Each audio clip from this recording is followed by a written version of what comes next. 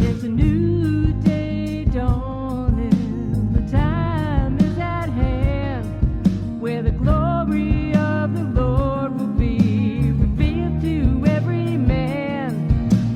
Open the door, open the door, open the door, and let the King of Glory in. Open the door.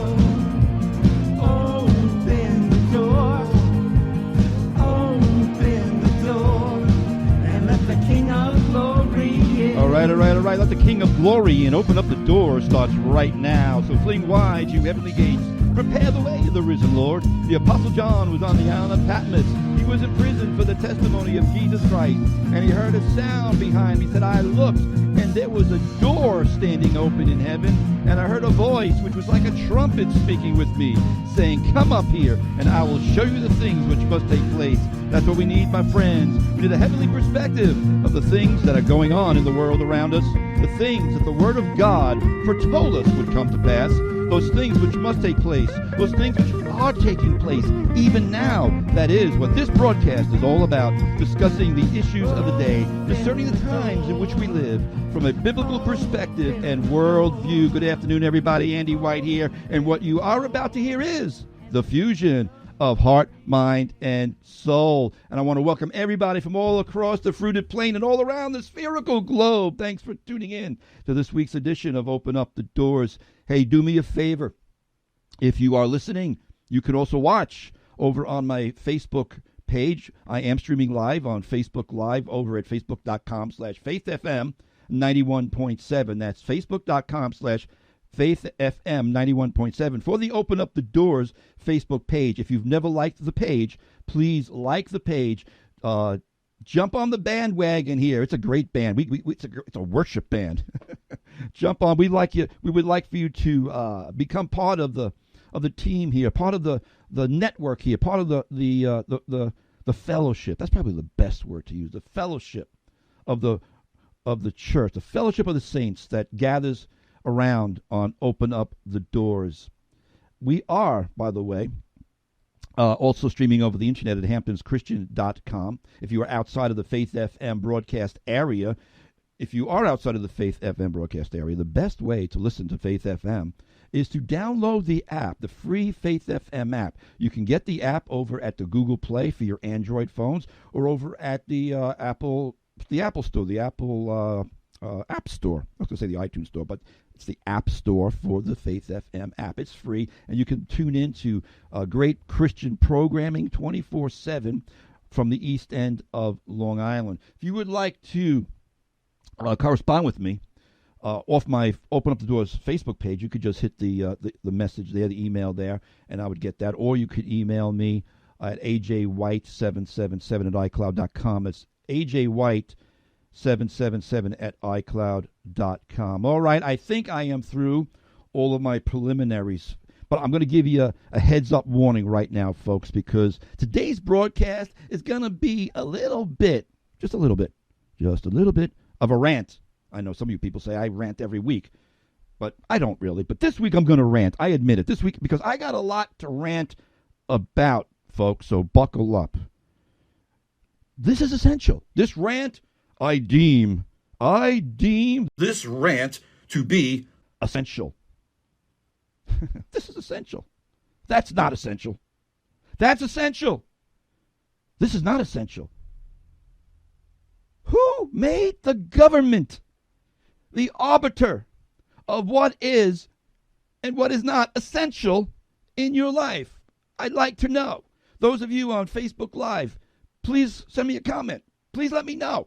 I want to know who deemed what is essential, by what right, by what fiat, by what divine fiat has the government come in and told us American citizens what is essential and what is not essential. I've been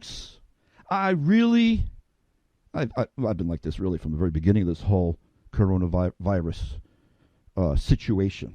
But I really resent the government newspeak of quote-unquote non-essential businesses. Non-essential businesses. It seemed so, I don't know, it seemed so innocuous 2 or 3 months ago.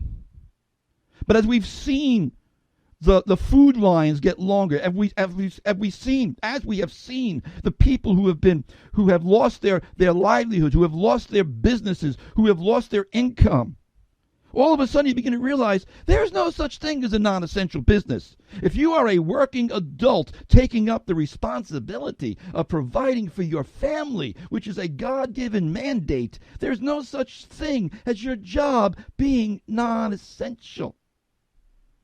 And I've really got to a place where I am resenting this. And I think a lot of Americans are. I need to tell you that, folks, because I am beyond fed up, in case you haven't noticed. I am beyond fed up with all these power-grabbing, overreaching, despotic governors and mayors and even the local yokel town officials who think they can dictate rules and laws through nothing but their own fiat.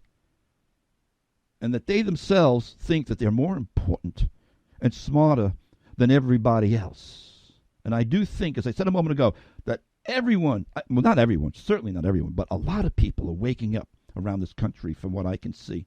And I think they pretty much have had it too. If you're on Facebook Live, tell me if you've had it. I'd like to know. I'll try and interact here with my audience there on Facebook Live. Have you had it, folks? Have you think this has gone way too far?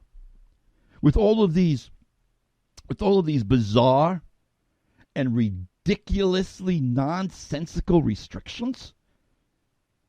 You know, they keep telling us, follow the science. We're going to follow science. They're not following any science. These limitations, these restrictions are utterly non-scientific, by the way. But they try and convince you that they are scientific because they think they're smarter than you. They think you're really dumb. Most of you are not dumb. There's probably a few dummies out there, but I'll leave that aside for now. It's ridiculous. It's utterly ridiculous. Folks, as I've been saying for 3 months now, because I never bought into the narrative from day one. For those of you who listen to this broadcast regularly, you know. For those of you who are on my Open Up the Doors Facebook and you see my posts, you know from day one I have not bought into the narrative. Because it's just about power and control. Make no mistake about it. And they think they have the right of power over you and me.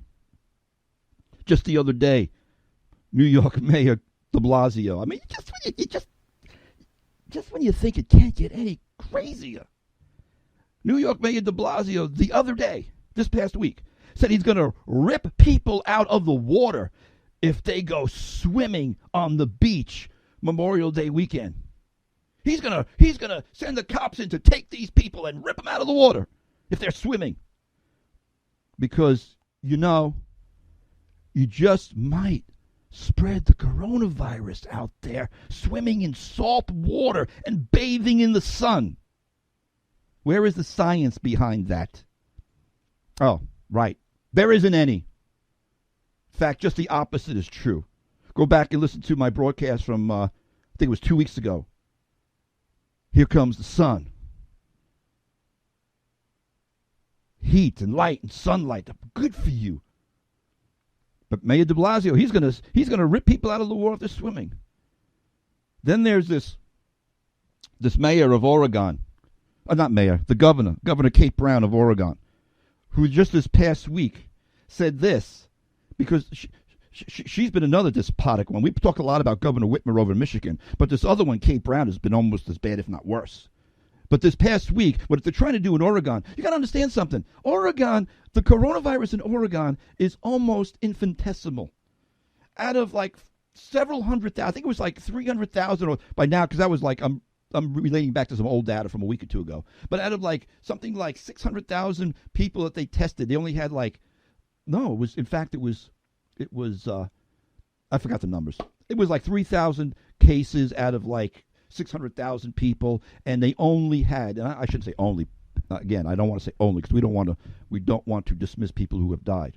But the state of Oregon, a state of like 10 million people, or is it 4 million? 10 million people, had 109 deaths. 109 deaths. So they are starting to open up the counties there a little bit in Oregon. But Listen to what Kate Brown said. She said that the residents of counties that have yet to reopen may not travel to counties that have opened to get haircuts or to dine in restaurants. What?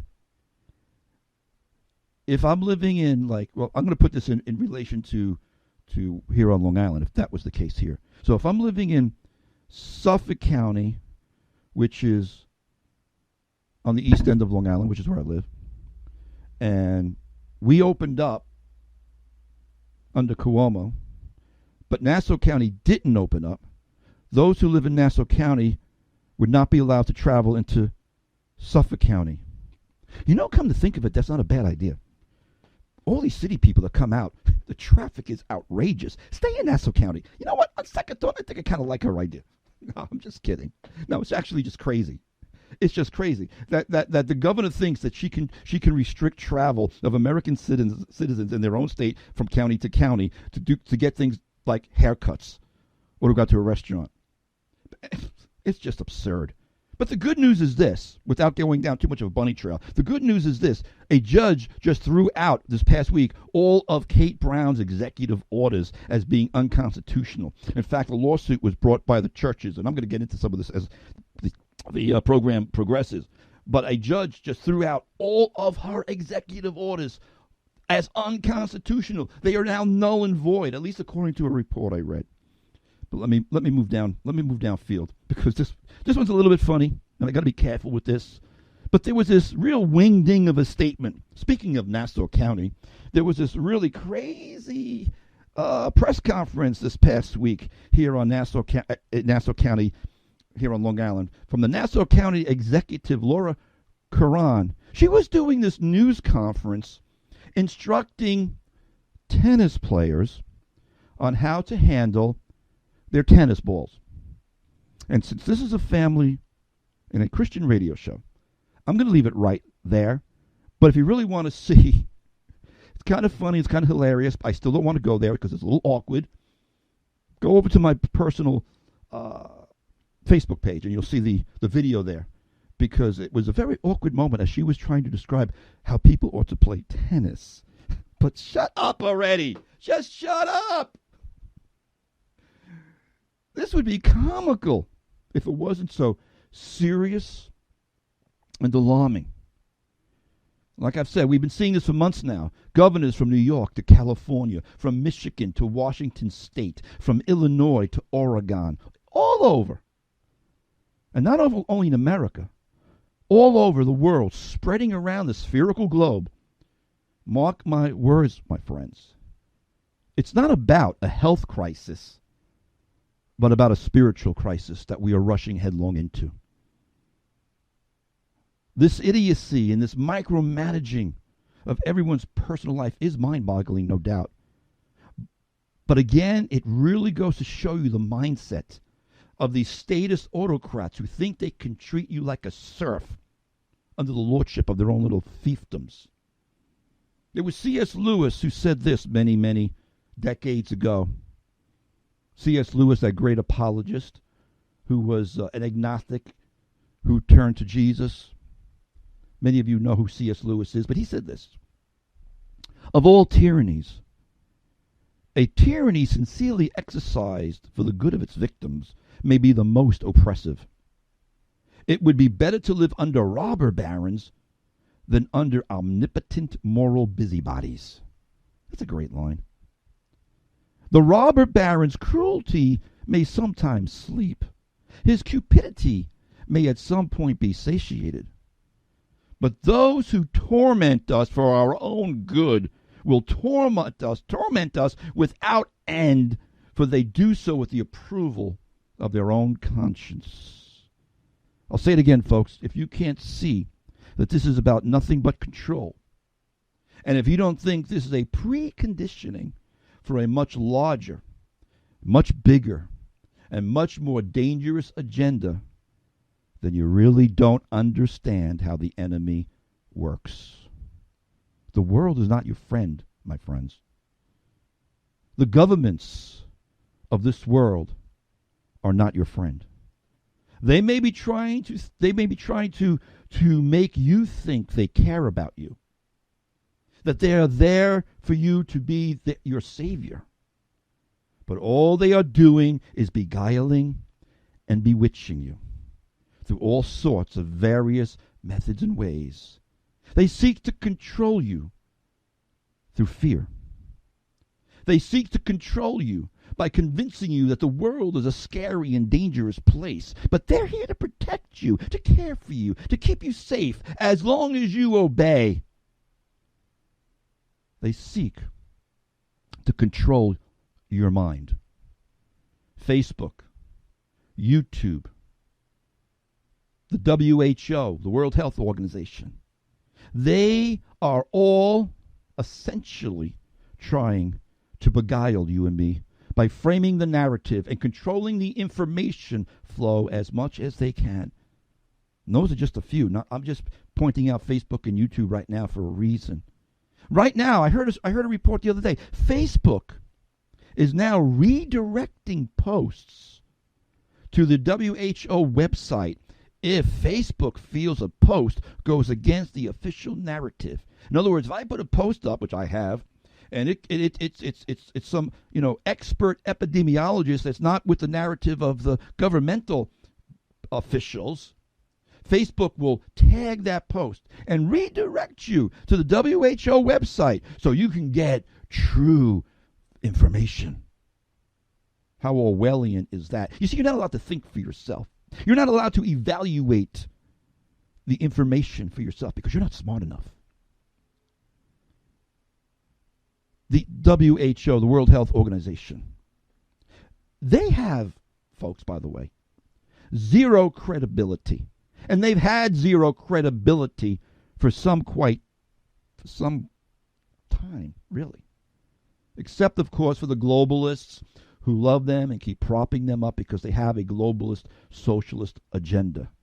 The WHO, not the rock band, the United Nations Health Organization, the WHO, the World Health Organization, the WHO. I'm trying to keep myself from saying the WHO because I'll probably just start rapping some WHO song. So I'm trying not to do that. The WHO has zero credibility. They're a socialist, globalist agency with an agenda. We should not be listening to them at all, as far as I'm concerned. But of course, they're world renowned and they're respected. And they're august and austere. No, they're the spirit of the age with an agenda. We shouldn't be listening to them, and much less funding them. Now, I know President Trump right now has been going back and forth about funding the WHO. We cut the funding, which I thought was a great thing, and then I heard he was going to reevaluate it and fund them again. Now it's been kind of back and forth. I think he's playing a bit of a game there, but we shouldn't be funding them, as far as I'm concerned, anyway. If I had any say in the matter, we wouldn't be. But I'm just ranting right now. But the WHO has a proven track record in a history of shenanigans and falsehoods. So a few years back, and I shared this a few years back, the former leader of the WHO, a few years back, she went on a visit to North Korea. And while she was there, she said she saw no obesity there, because obesity is such a big health problem. And for some people, it really is. But so this is one of the things that they were trying to deal with, the obesity problem in the world. So she goes to North Korea, and she opines and comments that she saw no obesity in North Korea. I mean, this was a news report. There is no obesity in North Korea. Well, duh. Hello. They're starving to death. There's a famine there because the North Korean leaders won't feed the people. Of course there isn't obesity there. They're starving to death. Jeez. Really? This is the WHO. The people who are supposed to be smarter than you. Now, under this current leader of the WHO, this guy's name is Tedros. That's really his first name because his last name is unpronounceable for most of us. But he's an Ethiopian. He was on the Ethiopian Health Commission Board, whatever. But this guy, the current leader of the WHO, Tedros, he's someone who has a history of covering up pandemics in Ethiopia. And I'm not going to get into all that, but it's just a fact.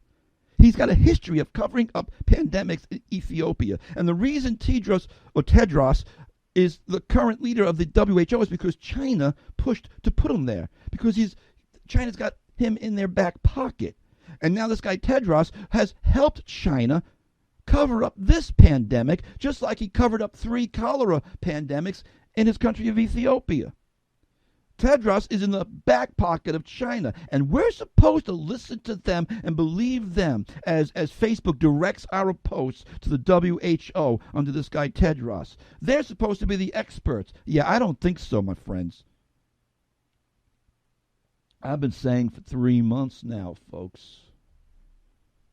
I've been saying for 3 months now, almost from the moment this insanity started to take root, that the world is being conditioned to comply with the spirit of Antichrist. And everything I said from the beginning of this broadcast to now has been leading up to this point.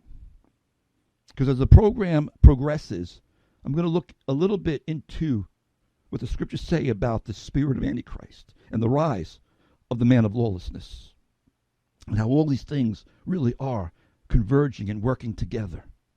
But the world is being conditioned right now. And particularly troubling to me, so are many Christians under a false notion of submission.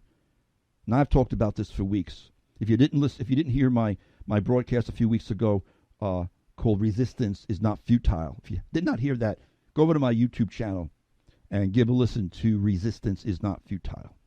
Give a listen to "I Will Not Pledge Allegiance to Numerica," because I've been covering these things, so I don't want to backtrack right now.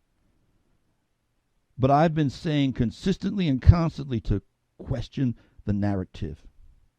Because Joseph Goebbels had it right when he said, keep speaking a lie long enough and often enough, and the masses will believe it. And unfortunately, that's even true for the church. Because the powers that be know how to manipulate the masses through the power of messaging and fear-mongering. They are experts, my friend. If they're experts at anything, it's at playing on the emotions of people. And when you pit emotion over reason, emotion trumps reason nearly every time. Emotion wins every time. And the powers that be know how to manipulate the masses, as I said a moment ago, through the power of fear-mongering. I know, I've been saying this for weeks now, but I feel like I just need to keep reminding everybody. Teaching is one of the methodologies of teaching is to keep reiterating something. Well, except I reiterate the truth here, not like Goebbels, who keeps reiterating a lie so people believe it. I'm not into indoctrination. I'm into information. I'm into giving you some information to help you think. I'm not telling you what to think or how to think. I am telling you to think. And I know I've been saying this, but never before in history have we done the things that we're doing right now during a pandemic. Never, ever, ever. This whole episode is about a preconditioning of planet Earth to essentially beguile the masses for the rise of the Antichrist. I am convinced of that. Never before in history have we quarantined a healthy population. Never. The Asian flu of 1957 killed 116,000 Americans. It slammed the elderly and the immune vulnerable, much the same way this COVID-19 is. And yet we're being told right now, though, this is a new coronavirus. Well, maybe a new virus, but the effects are the same. We haven't passed 100,000 deaths in America yet. I know we're getting close, and I don't even trust those numbers, but that's another argument for another time. But right now, I want to give this historical perspective.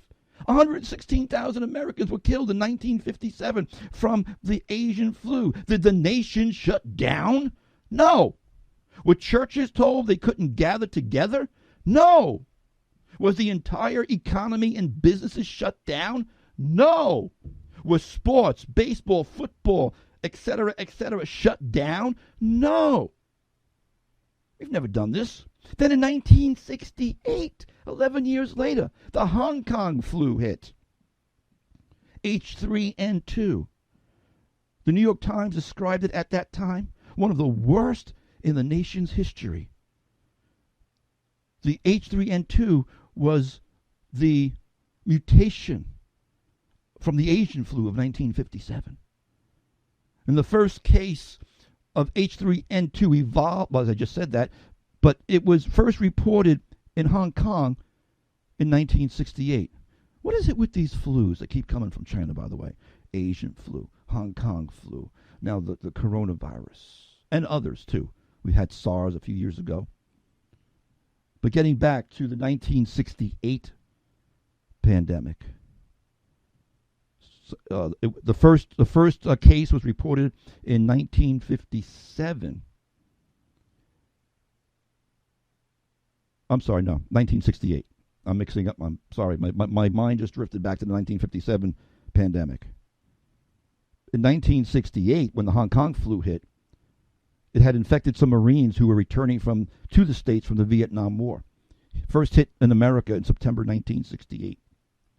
By mid-December, the Hong Kong flu had arrived in all 50 states in 1 month time. So again, we see it was a highly contagious, fast-spreading virus. But schools were not shut down nationwide. This is history, folks. Schools were not shut down, other than a few across the country because too many sick teachers, but not the kids. Face masks weren't required or even common. You know what happened in that year, 1969? Woodstock took place. Over 300,000. I don't remember the numbers. I know it was over 300,000 hippies got together to go to a concert up in upstate New York, Woodstock. I can promise you, they weren't social distancing. And although Woodstock was not held during the peak months of the H3N2 pandemic, because the first wave ended by early March 1969, but it flared up again in November of 1969. Oh, you know they're talking about a second wave on the coronavirus like it's never happened before? No. My point in bringing these things up is that it has happened before. But Woodstock went ahead when the virus was still active that summer of 1969. It had no cure. Life continued as normal, said the editor-director of the American Institute for Economic Research, Jeffrey Tucker. Quote, life continued as normal, but as with now, no one knew for certain how deadly the pandemic would turn out to be. Between 1968 and 1970, the Hong Kong flu killed between an estimated 1 and 4 million people worldwide. This COVID-19 hasn't reached those numbers yet. They're predicting it, but again, I don't want to get into the numbers right now with that because I don't trust them. But I'm bringing in the historical perspective to illustrate that, one, this virus in and of itself isn't all that uniquely different, no matter what they've been telling you. In fact, when you compare this to the Hong Kong flu, it's very similar. Both viruses spread quickly and caused upper respiratory symptoms, including fever, cough, shortness of breath. Both infected mostly adults over 65 and those with underlying medical conditions. What is different? What is very different about this? The global and national response. Why? And here's where we're going with this before I take a break. Because we are nearing the end of the age, and the spiritual warfare is going up to another level, my friends. The spirit of the age is working to beguile the world, and there is a supernatural deception that has been at work in this world for some time now. But now it has gotten exponentially worse the closer we get to the return of the Lord. And I'm telling you what's going on. The spirit of Antichrist is now working through the power and authority structures of this world's system. The agenda is being orchestrated, knowingly or not, by government officials because they are operating according to the course of this world, according to the prince of the power of the air, the spirit who now works in the sons of disobedience. The powers that be, my friends, are essentially trying to bewitch us. And sadly, they have indeed bewitched many, many people. Beguiled, bewitched, and bewildered. America is on the precipice of the abyss, my friends. And the church of the living God needs to arise and do something about it. Stick around, I'll be right back. Here's Matthew West. Do something. I woke up this morning, saw a world full of trouble. Now I thought,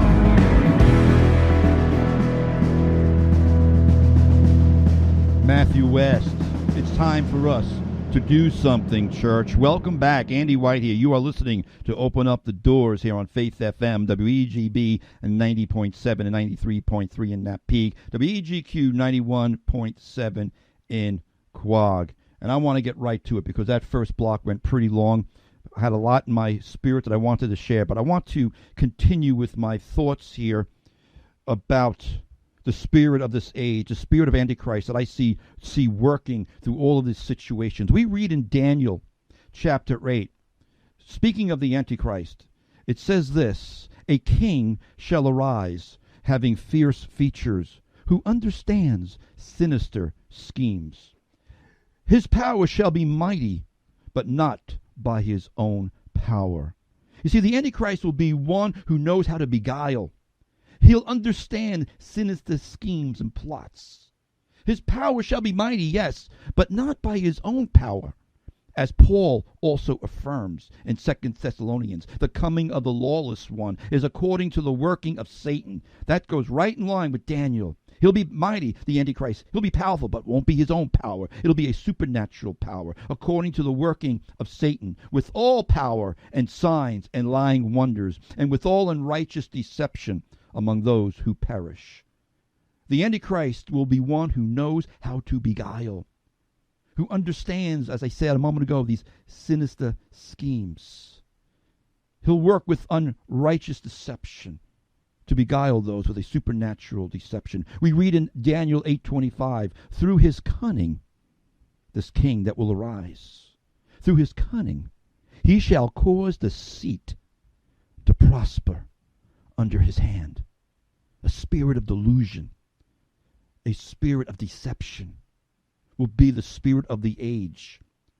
We are in that spirit of the age right now.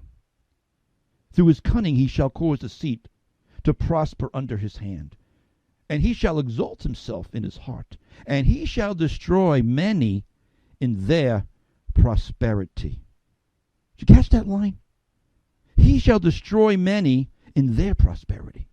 Now, isn't this just such an amazing thing that we're seeing at this present situation, folks?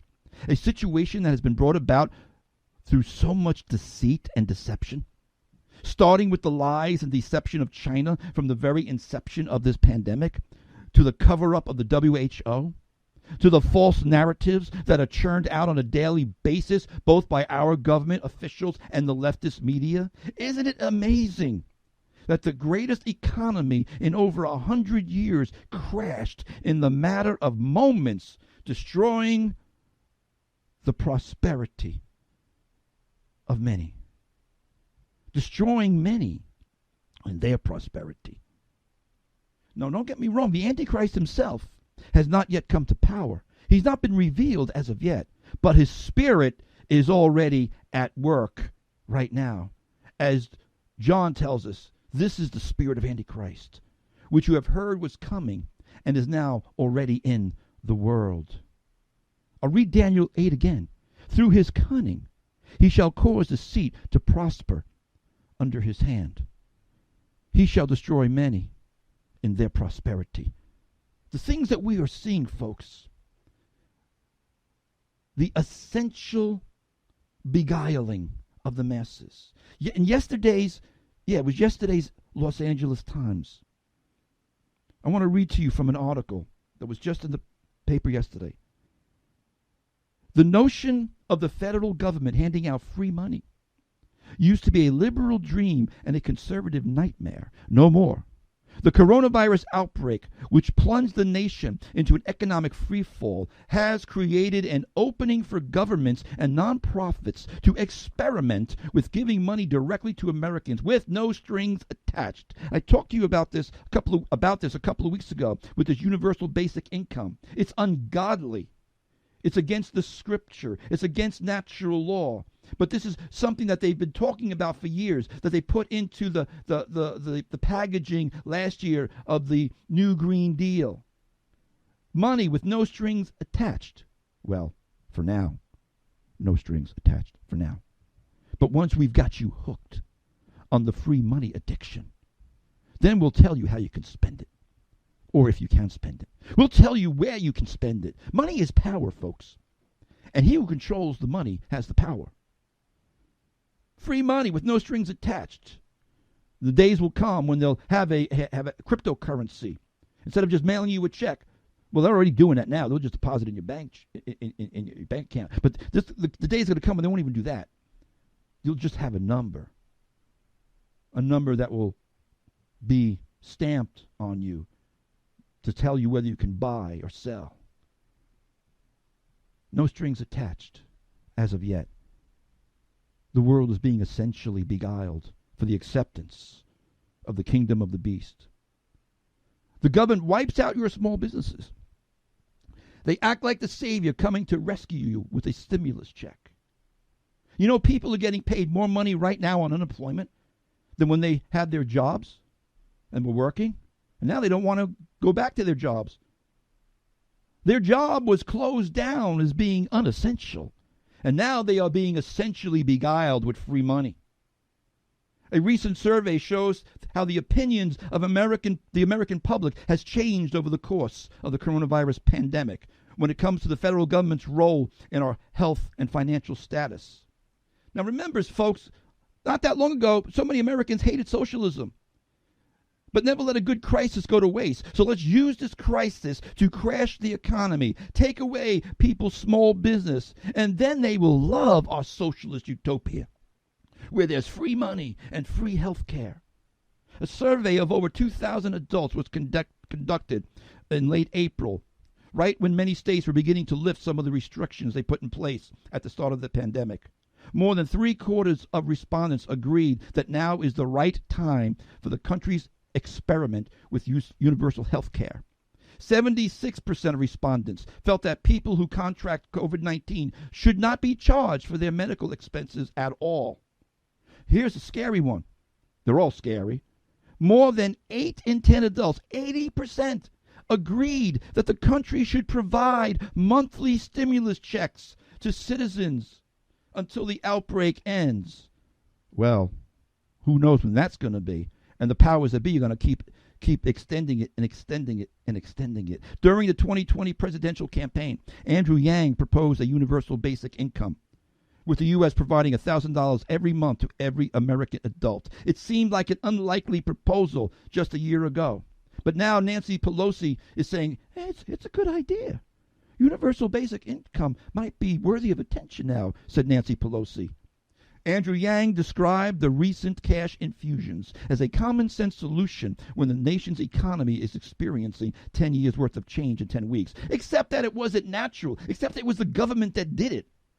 But Andrew Yang said this, and mark his words, these payments, he said, are laying the groundwork for a broader, more ambitious program. No kidding. No kidding. Mission accomplished. Beguiled. The air is thick, my friends, with the spirit of Antichrist. I'm serious. I can literally feel it in my bones, right down into my spirit as I watch the things that are going on in this world right now. I'm telling you the truth, my friends. It's not the coronavirus that I'm concerned about breathing in personally. It's what I'm smelling in the air. There's something in the air. I can feel it. Something that's far more demonically inspired than this bat virus out of China. It's the bat out of hell virus that is going to be released upon planet Earth very soon. Daniel 11, speaking about the Antichrist again. There shall arise a vile person to whom they will not give the honor of royalty. In other words, at first they're going to ignore this guy. But he shall come in peaceably, but then seize the kingdom by intrigue. I looked up that word in the Hebrew for intrigue. It means a smooth talker. It means flatteries. The Antichrist is going to be a smooth talker, someone who uses flattery as a means to manipulate and beguile you.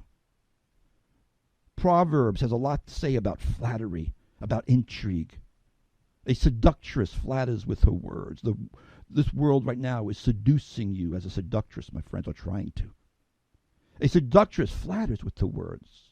Therefore, do not associate with one who flatters with his lips. Proverbs 7:21. With her enticing speech, she caused him to yield, the fool.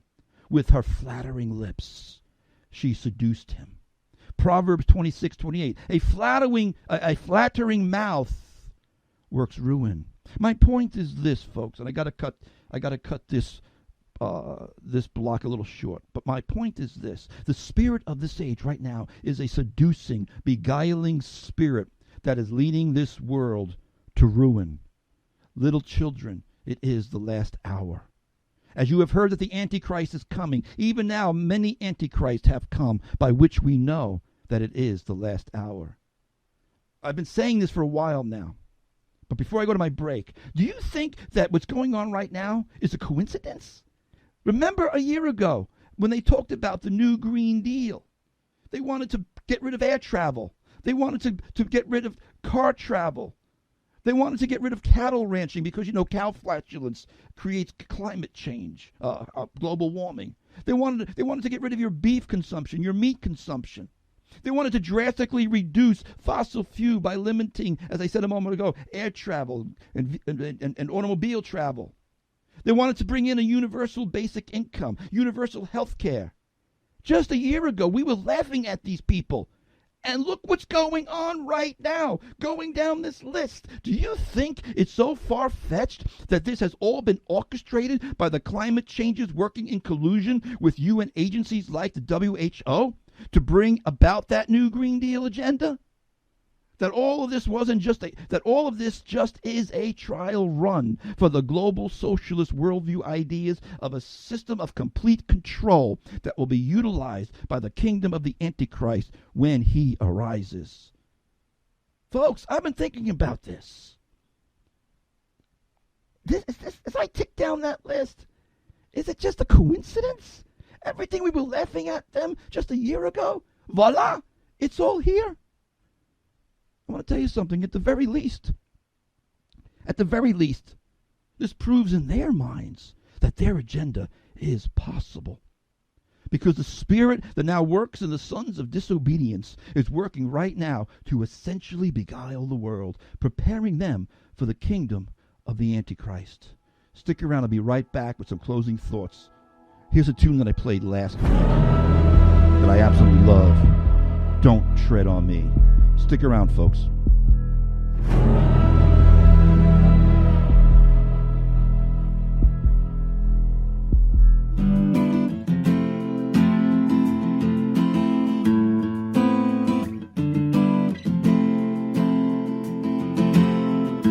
The fusion of heart, mind, and soul. This is Open Up the Doors with Andy White here on Faith FM, WEGB 90.7. 93.3 in Napi, WEGQ 91.7 in Quad. Praise God, folks. Thanks for joining in to this week's edition of Open Up the Doors. I am streaming live from my last section, my last block here on my Open Up the Doors Facebook page. If you're just joining in late, you can go on over to facebook.com/faithfm 91.7. And please like my page, my Open Up the Doors page, if you've never liked it before. And also please subscribe to my YouTube channel as well. Go on over to YouTube, look up Andy White, Open Up the Doors, hit that subscription button, hit that little bell, and you'll get notifications for all of the uploads of these broadcasts that we do, as well as other things that we upload there that are of interest. It's all about resources. We're just trying to help you have resources to share the gospel, to share your faith.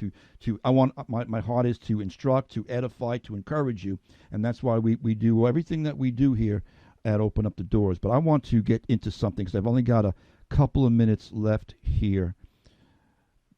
I've been talking about what's essential, what's not essential, what the spirit of the age is doing. I want to tell you, folks, the gathering of the church is essential. Paul writes in 2 Corinthians 11:3.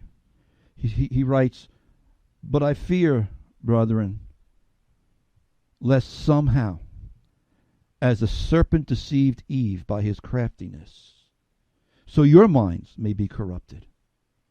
We're living in an age of deception, of cunning, as I shared a moment ago. I have so little time left.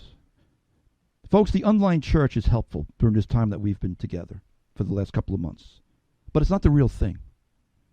We're not doing church right now. Meeting online is not church. God designed us to worship corporately. The very word church means assembly, the gathering, fellowship, breaking of bread together, koinonia, community, the spiritual family of God. The gathering of the church is essential. I've said this from day one. Worshiping together is essential to our faith and our spiritual health. And the government be damned for telling us otherwise. And I mean that literally, not as a swear word.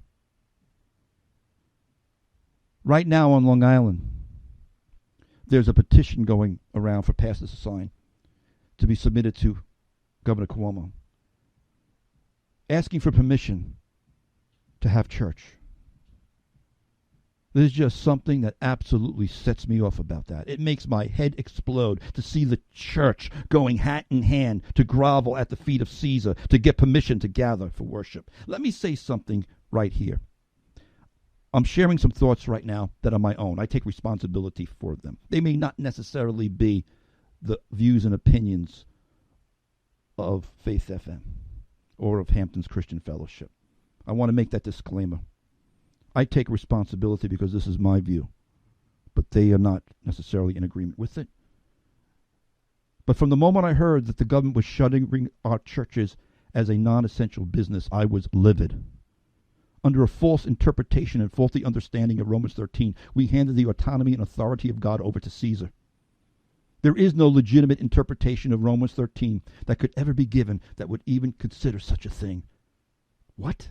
Caesar has authority over the church of the living God? Not in Paul's day, not today, not in any day.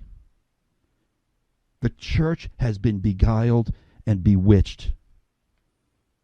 Under good intentions, nevertheless misguided ones, the church unwittingly ceded its authority into the hands of Caesar. The moment we complied with Caesar's shutting down of our assemblies, along with the restrictions and limitations of what the church could do, like Eve was beguiled by the serpent in the garden, we handed over the authority that was vested in us over the work of God. From the moment we complied, we handed the autonomy of God's church over to Caesar. We essentially agreed by default with Caesar that he has authority and sovereignty over the church of God. You were beguiled, church. It breaks my heart. And now here in New York, there is a petition, as I said a moment ago, going around for the church leaders asking the governor for permission to reopen. I'm sorry, my friends, my brothers. You can disagree with me if you want, but I find that to be abysmal. You don't need to ask Caesar for permission for the saints to gather and worship God. You don't need to ask Caesar's permission to do what the Scripture says is our mandate to do, to lay your hands on the sick so they would recover, to call upon the elders of the church to come and anoint with oil those who are sick, to visit widows and orphans in their distress. We allowed Caesar to usurp our authority. And now you put together a petition to beg Caesar for permission to regather the churches? I think it's a shame. I think it's a shame. And I understand that many of you have the best of intentions. But when you compromise with evil, evil always wins. And I'm out of time. But please understand, brethren, I'm not looking to be contentious. I'm not looking for debate, but I'm really just simply trying to encourage you to be bold, to be strong, to be courageous in these days in which we're living, to take back your rightful authority given to you by the Lord. We are coming into a time that we're going to have to be more bold, more courageous, and more steadfast than ever before. This is not the time to fall into complacency or compliance with the spirit of the age. And I have so much more I would want to say on this, but I'm out of time. But thanks for joining in. God bless you, everybody. And be encouraged in the Lord.